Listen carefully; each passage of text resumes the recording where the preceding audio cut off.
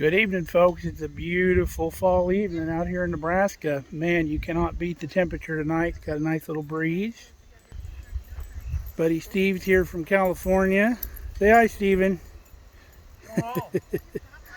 He's playing with the dogs, throwing the ball. The girls are up there visiting underneath the shade tree in my favorite spot. Mark and Kelly, RV park. So I wanted to update you on some of the stuff we got going on here around the farm. Since Steve's been here, we've been getting some of the projects done a little quicker because he's been helping out with a lot of them. So let's go in the barn and I'll show you one of the items we've been working on.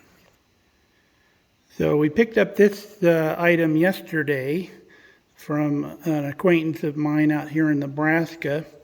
This was just laying around in his equipment yard for like the last 15 years, hasn't moved. It was laying out in the dirt. So we're refurbishing this 3-point post hole digger. We did a little work on it yesterday, trying to get it refurbished and working again. So we worked on that in the shop.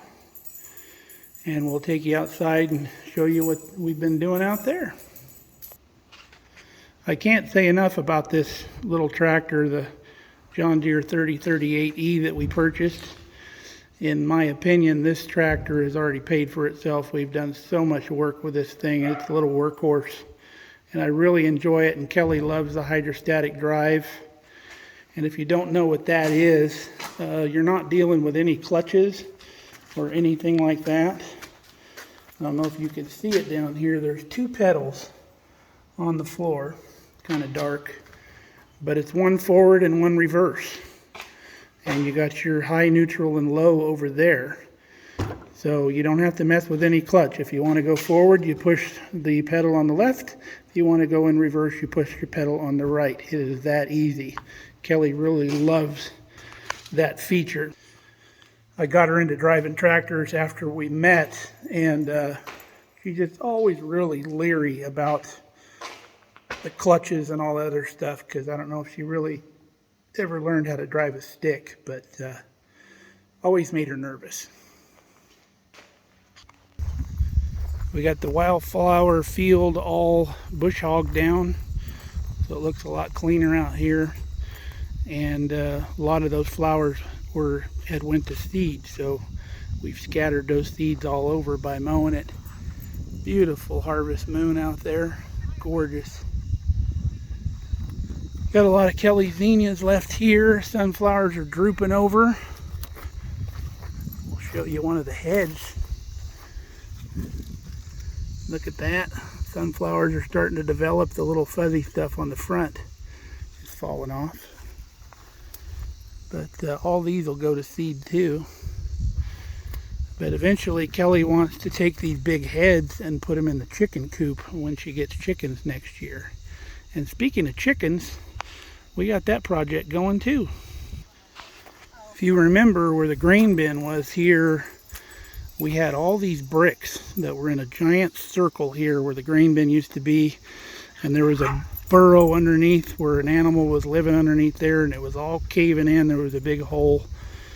But Steve helped me pull all these bricks out. We put them on a pallet, 2 pallets actually. And then we raised the grade up here a little bit. We brought in some dirt from a project I'm working on in the back, doing some dirt work back there. But we got her all leveled out. We got it formed up. Got the forms all leveled out. Steve's dog's fighting over a ball. They're not serious. But we got some surplus wire screen that we picked up with some shelving projects that we picked up. So we've got that in here for the reinforcement for the concrete. And we got the concrete coming in on Monday. Got everything squared up, ready to go. So chicken coop is in process. Kelly's pretty happy about that. So this area here in the yard we've been having issues with, because right on this end down here, this was too steep to mow. So we've regraded this with the tractor So now we can mow over this hill easily. And right here, if you remember, there was a big dead bush. It finally got dry enough where we were able to knock it out with a tractor pretty easily. We filled that back in with dirt because there was a big hole left by that. This bush here we got trimmed up. It had a lot of big dead stuff in it.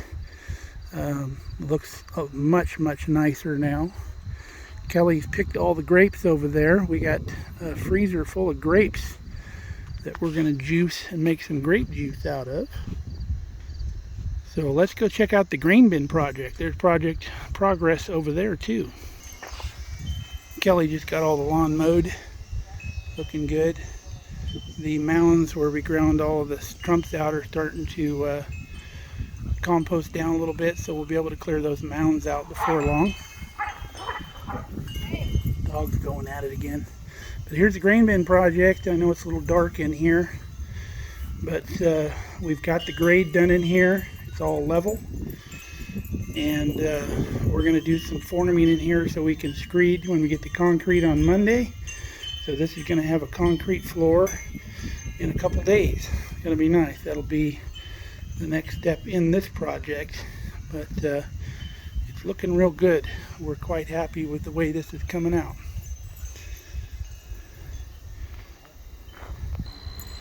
Our little wild plum, sandhill plum bush is turning into a very nice tree. We're training it into a tree, and we're keeping all these other ones that are sprouting out here mowed down so it doesn't turn into the same mess we had before. We planted a new tree where that stump was ground out, if you remember. That is a cherry tree that we planted. I think we covered that in one of the videos. Here's our other two fruit trees. We have a pear, and this is another type of cherry. And then the other day we picked up another peach. And we've decided that we have this little lane here next to this row of fruit trees. So we've decided to put another row of fruit trees on this side of the lane, in addition to what we're going to do over there. But I want to kind of wait on that over there, leave that open in case my mind changes over there on the other side of the garden. So we'll do a nice little row right here, and we'll put drip irrigation on both of these rows. I apologize for the wind if you're getting wind noise. You can see the garden's pretty well petering out. We got about 1 million San Marzano tomatoes right here in this area that we're going to be picking after my buddy Steve leaves on Tuesday. We're going to come out here and gather all those up, and we're going to make some homemade ketchup. So if you're interested in that, look out for that video next week. And I'm also going to be doing a special project. I don't want to tell you what it is yet, but I'm real excited about it. It's a canning project. I'm going to be canning something, a meal that's traditional in my family. We're going to do that in a canning jar, so it's ready-made, because it usually takes 12 hours to make. And if you're Portuguese, you probably know what I'm alluding to, but if not, we'll fill you in on that. We have some more bell peppers down on the other end, some red and yellows. We're going to make some of that Thai chili sauce, and we'll do a video making that too. So it's getting dark out here. If we were around the other side of the hill, we'd be seeing a beautiful sunset over there, but because of this hill here, we don't see it right here. But got a beautiful moon going over there that's blocked by the apple tree. But if I turn right, wow, look at the colors. Even makes me look good. So that's an update on what we got going on in the farm. I know I haven't been putting out as many videos this week because we've had company, but we're trying to enjoy as much of our time with them as we can, showing them the sights and taking them around. So we hope to see you back here on the next video on Mark Kelly Farms. Go check us out on Facebook, Mark Kelly Farm on Facebook. Kelly's been posting lots of pictures. We love you guys. Stay safe and stay healthy.